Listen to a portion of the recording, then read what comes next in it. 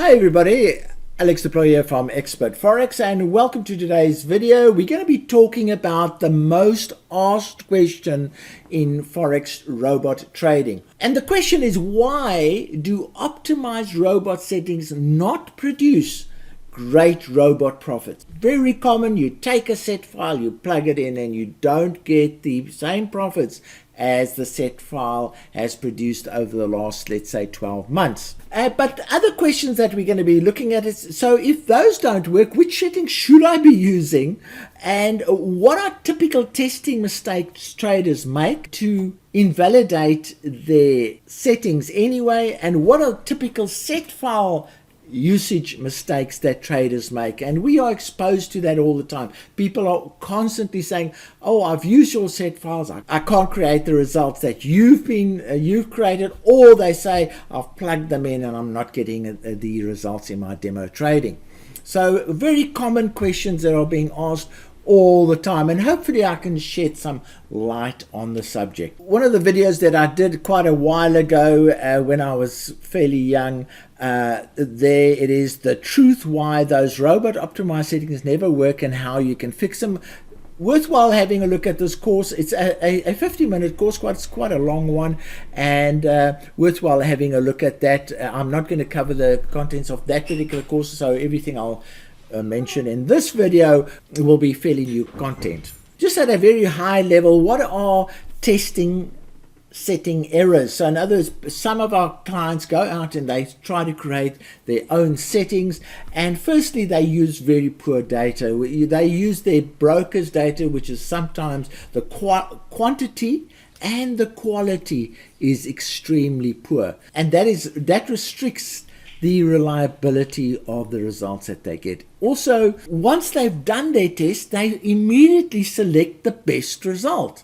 And in Forex trading, there's a balance. You either go for the highest income, which is incredibly unreliable, or you go for the most reliable income, the most steady income. And I'm going to show you that that's actually the topic of today's video, is to add reliability to your robot trading. Then the other thing is that somehow people expect history to repeat exactly to the tick. They expect that if a set of settings produced a really great result over the previous 12 months, then it will produce exactly the same results over the next 12 months. And there's nothing further from the truth. And unfortunately, that is an income expectation. People buy the EAs, they plug the set files in, and they say, oh, I'm not getting the results that I'm expecting. And that it is because you are expecting history to repeat itself. And then sometimes the clients use small time frames. Now, the smaller your time frame, the less reliable your results will be, and the less reliable the settings that you use will be. That's just a fact that has come out over years of testing and trading.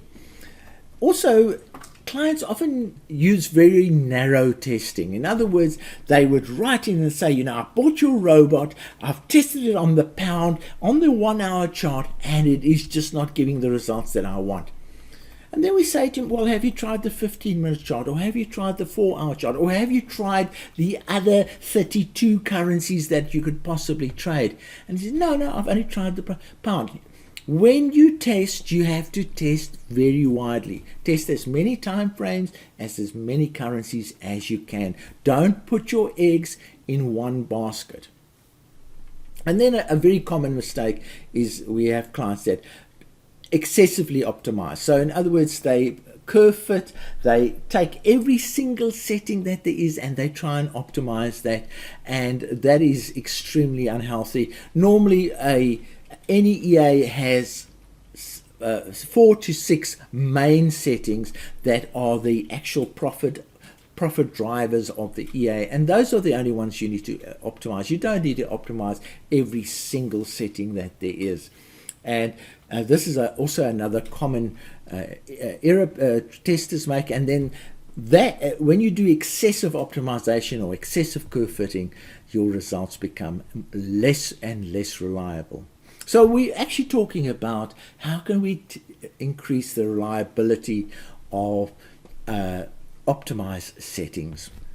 Now, here's just a slide. We were talking about expectations earlier, and this is a slide of last year, the end of last year. They summarized the hedge fund performance for last year, and you can see the performance in the various categories: derivatives, commodities, equities, that type of thing. And you can see the results that these highly professional firms that trade on a professional basis, these are the average returns of the industry, and they are pretty low. The highest was for equity, which was 14.8%. Forex was 1.4% in a whole year. The previous year was 2%. So when a hedge fund is generating average returns of these percentages, you have to question, why are you expecting 500% or 1,000% return on your trading over a year, when a hedge fund who is a professional, that's all they do, they trade, they read the market, they talk about everything, that's all they do all day long, cannot produce more than, say, 15% return. So just to get expectations into line, and that is one of the reasons why set files fail. People go for the top result, which is the most unreliable result. So then the other thing that happens is traders find set files. They either get supplied by us or they create their own set files, and then they plug them into their trading platform. And here are some of the things that they forget to do. They might forget to take broker differences into account. So they might optimize their set files on ABC broker, and they might be trading XYZ broker. So brokers differ tremendously, and traders don't actually realize that they have different trading times, they have different server times, they use different margins, they have different minimum stop levels, and so on and so on. So brokers differ considerably. You can't test on one broker and then try and use those results on another broker that easily. It'll just be a guide. So you have to take that into account. You will never be able to duplicate results just plugging your set files into a broker. Other thing that traders don't do is they don't adjust for the time of day.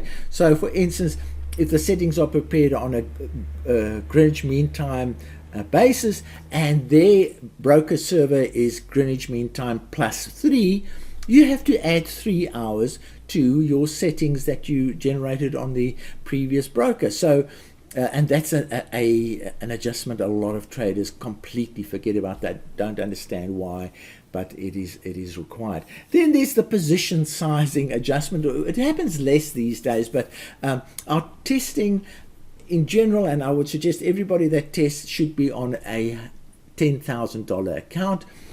And then they take those settings and plug them into their account, which might only be a $1,000 account. So their position sizing is immediately 10 times bigger than it should be, and they don't adjust for the smaller account size. Then a lot of traders use these set files on very small accounts. So what they might do is they might have accounts of, let's say, $400, and try and use those set files on the $400. What you're effectively doing is you multiplying your risk astronomically by using set files on small accounts. The lowest you really should go is about $1,000. So that's another very common mistake that we come across. And then most traders have very poor optimization skills. And unfortunately, when you do get a set of set files, you need to re-optimize those set files for your broker. In other words, do another optimization run.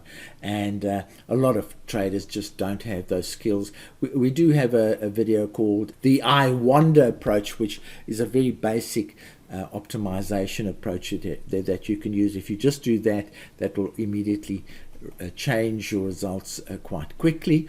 A link to that video will be in the commentary of the video.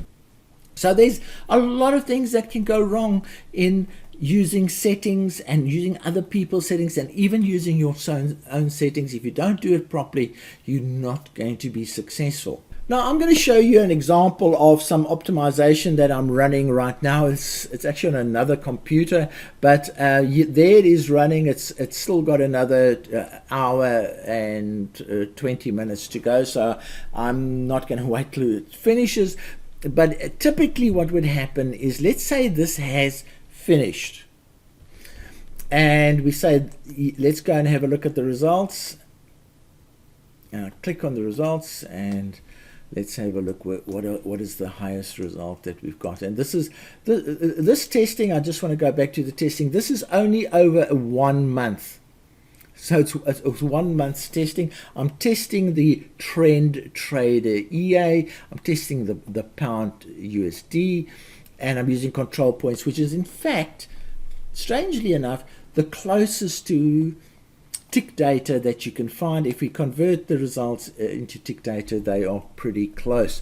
So that's what I'm doing. I'm trading it on the 15-minute time frame, and that's what's happening. That's the optimization that's happening right now. And when I go to the optimization results, and I just move it up a little bit. Oops. Okay. So now we've got optimization results of 90,000. Now remember, this is a month that I'm testing, so it's increased the 10,000 basic amount that we use, and it's pushed it to 93,000, which is a 9 times return on your money.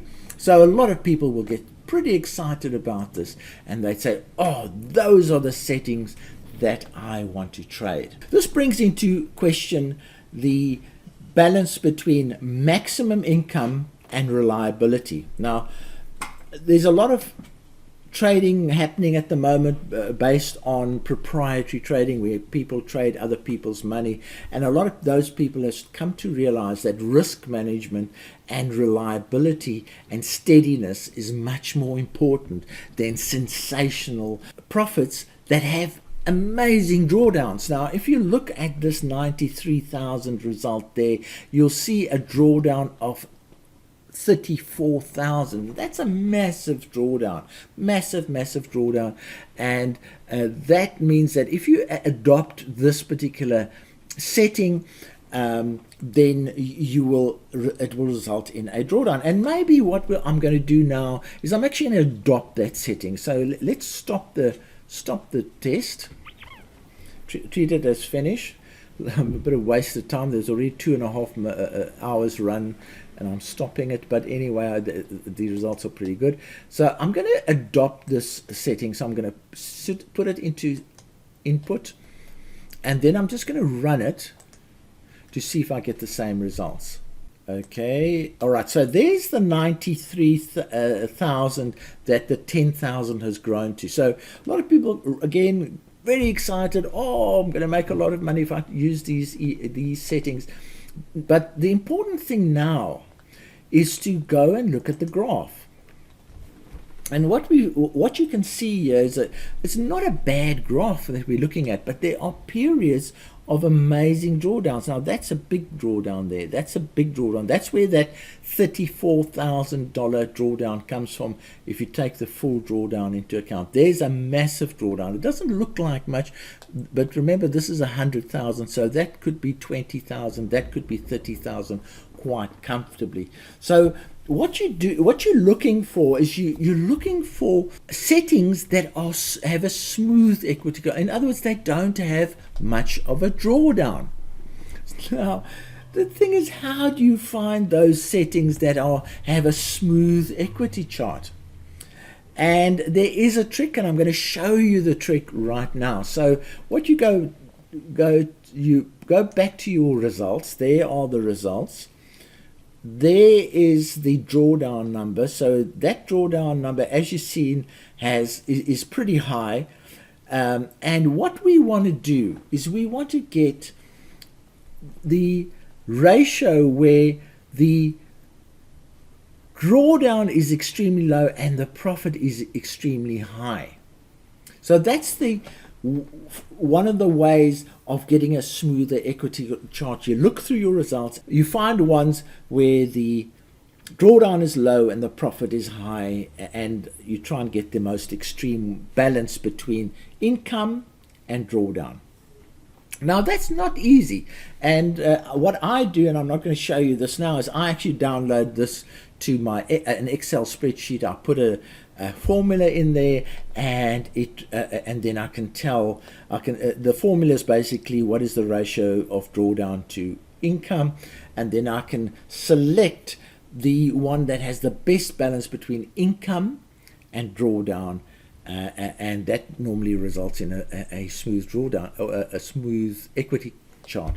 But now what I'm going to do now is I'm going to actually just sort on drawdown percentage. Now you can see these are some high drawdown percentage. Already here is one that's quite nice. That 33 is not bad, and there's a 24 that's not bad at all. In fact, I'm going to take, without even sorting, what I normally do is I sort, and then I go for the ratio. Now that 24 down there might still be quite high, so I'm going to just put that one in, run it. It was 80,000, I think it was 82,000, and then we look at the graph here, and here we see a different kind of graph. Can you see that there aren't any major drawdowns? It just goes up and then sideways, up and then sideways, up, sideways, up, sideways, and there's a bit of drawdown there. So already this is a much improved equity chart. We can already see that this is most probably a more reliable set of settings. Now you can experiment a bit, and then sometimes it takes a while to find these, and what I'm going to do is I'm just going to go down here, and maybe let's have a look.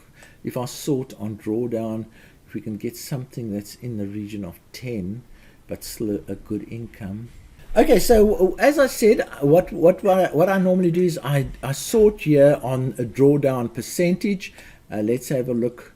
All right, there's the lowest one. The problem with the lowest one is you can see the income is virtually non-existent. So I'm going to be looking down this column for reasonable income. So we go down there. We want income of about, let's say 40,000 or 30,000. So we just keep on going down. Okay, so here's one here's one that I just spotted here that seems to be quite good. 20,000 income, 3,000 drawdown. Let's have a look at that one's equity chart. So you'll see it's a bit of trial and error, but what we're trying to do is we're trying to find equity charts that are smooth. And sometimes it takes a while to find them. But there is a trick, another trick that I'll show you, and we say, right here, oops, didn't quite get to the 20,000, the drawdown, I don't know, there was something, didn't quite make the same. But again, not a bad one. There's a little drawdown there, and then it goes up, goes up, goes up, little drawdowns all along the way. So it's not quite as smooth as I'd like it. Let's see if we can find a better one. Right, let's keep on looking. Here's a promising one, 64 with a drawdown of 9. Let's go and have a look at that. We'll put it in, set input parameters. We run it. That's 64. All right, again, a much improved chart because up and then sideways, up, sideways, up, sideways, up, up, sideways, and still not really that smooth, but it's getting there. Anyway, that is the way, and let's just go and have a look, one more shot at it. Okay, last chance. I'm just going to have a look at this one. You can see it's a bit of a trial and error method, but it still does the trick. I'm going to just run it. That was about 60,000. It doesn't look quite right, but let's have a look again. Not too bad. It's up, sideways, up, side, but that sideways is slightly down. That's where the drawdown happens. Up, sideways, up, and that's the nature. But remember, we are looking over a month, so these little sideways movements aren't that critical. If you're looking over a month, it's fine. So that's already quite a smooth way. I'm going to show you another way that you can get these smooth equity charts, but that is the way that you would do smooth equity charts. Is you'd actually go and look for the ratio between drawdowns and income to be a good one, and then you'd have a look at the chart and see if it's smooth. But let's move on to the next option. So one of the services we provide in our Premium Advantage Forum is we have a monthly optimization service where we actually look for these equity charts that are smooth, and we call them the low drawdown options, and there they are. So we do it for Forex, we do it for indexes, metals, and crypto, and so on. And we have a huge database, and we present about 600 low drawdown settings over and above all the other settings that we provide in that particular paid forum. It's a paid forum, and here you can see an extract of the smooth equity chart results that we produce, and you can see that, for instance, the top one is crypto. In fact, it's Bitcoin, and it's done on the low drawdown basis, and you can see that one has actually gone 10 times the 10,000 that I was talking about earlier. But in this one, it's fairly advanced in that we use the highly reduced leverage. So crypto or Bitcoin only has a 2-to-1 leverage at most brokers, or most reputable brokers, and we've actually taken into account that this instrument only has a 2-to-1 leverage, and has still produced these magnificent results. And you can see the tradable ADX, and you can see which EA it is and which type of market has produced the best results, and so on. So this service is actually fantastic because it short circuits what I've just shown you now. You immediately can go and find your smooth equity charts. And let's have a look at some of the equity charts. And here's some examples of some of the ones. And now the Bitcoin one we've just looked at already, you can see as a much smoother equity chart compared to the ones that we've looked at previously. Here's a gold equity chart using the tradable ADX EA, and you can see, oh, that's very, very smooth, really nice, and the green line is consistently above the blue line, which is a very good thing. Same thing here on the tradable ADX trading the pound CAD, another fairly smooth equity chart. Here's one tradable RSI, absolutely smooth, almost a straight line with the green line above, which means there's virtually no drawdown that happens. And here's another one using the Make Money EA, and that chart is not as smooth as the tradable ADX, but pretty good too. And then we have the euro being traded by the 7 Edge, and again, nice smooth equity chart. And that's what I'm getting at is when you have a smooth equity chart, your settings are more reliable because they are working consistently through all kinds of market conditions, and these are in fact the settings that you should be choosing. So you can either do it the long way that I showed you earlier, by trial and error, find equity charts that you're happy with, or you can use the service that I've mentioned here, which automatically finds all the low drawdown options based on regular trading and on scalping trading and that type of thing. So it's a very extensive service. We do about we present about 2,000 various settings for the various EAs and the various trading symbols. But the message here is really, by choosing the very best result of your optimization, you are doing yourself an amazing disservice. It is so much better to just trade the smooth equity chart options. They are more reliable. they are more likely to repeat into the future. I mean, the charts you're looking at on this screen are 12-month charts, so they're not the same as the 1 month that I showed you earlier, and you can see how smooth some of these charts are, incredibly smooth. So just to repeat, the reason why optimized robot settings do not produce great robot profits is that traders use the wrong settings. They invariably are greedy, and they want to get the best results, and they go for those highly optimized results. And those results, if you put them on the chart, will give you a very jagged and unreliable equity chart. And that is the main reason why traders fail. They don't use the smoother equity charts. And then I've also mentioned a lot of other reasons why traders battle to test set files or battle to use set files appropriately. Please go and watch those slides again to check that you're not doing the same thing. But certainly, I think what I've shown you is the longhand way of finding smooth equity charts compared to the settings that's available on our paid forum, where we have a specific formula that during optimization it actually goes and finds those particular equity charts that are smooth. It's a very special program.